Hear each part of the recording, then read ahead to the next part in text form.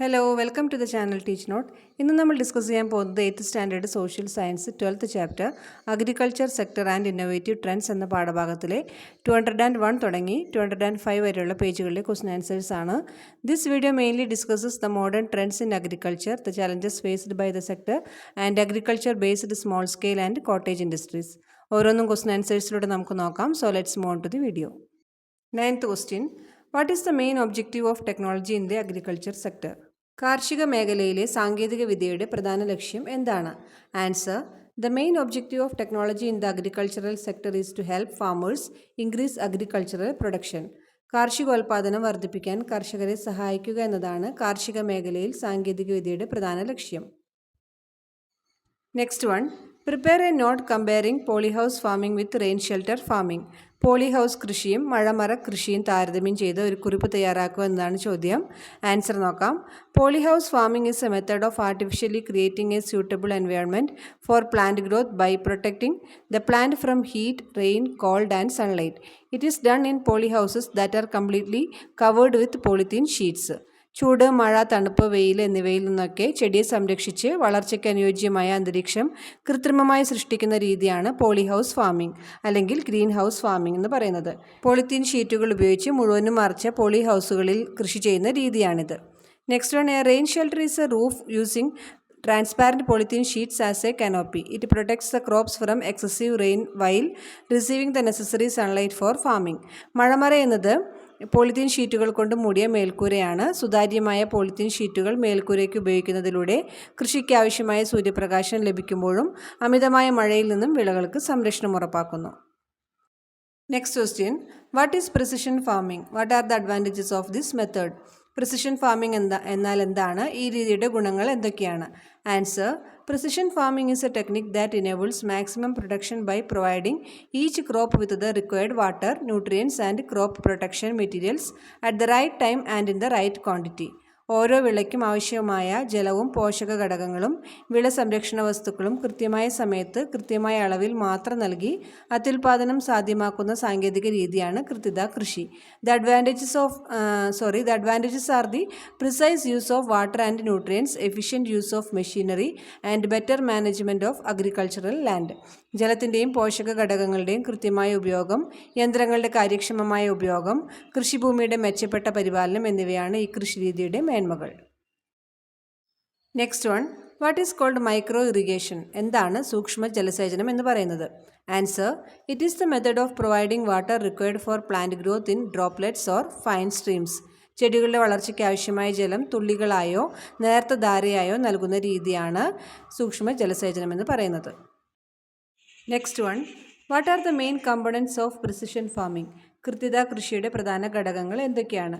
Answer: micro irrigation, fertigation and integrated pest and disease management are the main components of precision farming. സൂക്ഷ്മ ജലസേചനം, വളസേചനം, സംയോജിത കീടരോഗ നിയന്ത്രണം എന്നിവയാണ് കൃത്യത കൃഷിയുടെ പ്രധാന ഘടകങ്ങൾ. Next one. What is digital farming? Digital കൃഷി എന്നാൽ എന്താണ്?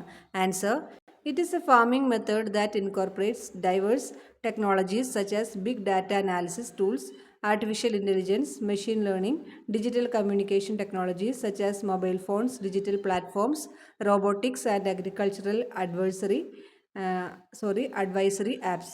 ബിഗ് ഡാറ്റ വിശകലന ഉപകരണങ്ങൾ, നിർമ്മിത ബുദ്ധി, മെഷീൻ ലേണിംഗ്, മൊബൈൽ ഫോണുകൾ പോലുള്ള ഡിജിറ്റൽ ആശയവിനിമയ സാങ്കേതിക വിദ്യകൾ, ഡിജിറ്റൽ പ്ലാറ്റ്ഫോമുകൾ, റോബോട്ടിക്സ്, കാർഷിക ഉപദേശ ആപ്പുകൾ തുടങ്ങിയ സാങ്കേതിക വിദ്യകൾ ഉൾപ്പെടുത്തിയുള്ള കൃഷിരീതിയാണിത്.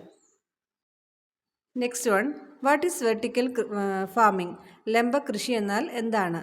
Answer: this technology involves growing crops in vertically stacked, layered or built up areas.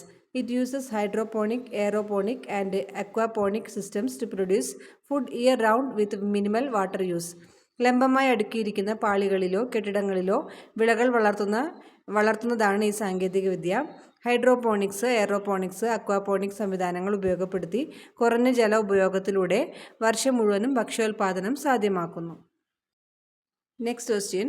What is called organic farming? ജൈവ കൃഷി എന്നാൽ എന്താണ്? Answer: this is a farming method that relies on organic pesticides, compost, green manures, crop rotation, machinery and the like. It avoids chemical fertilizers and synthetic chemical pesticides, Plant growth regulators and organically modified seeds are not used in this method.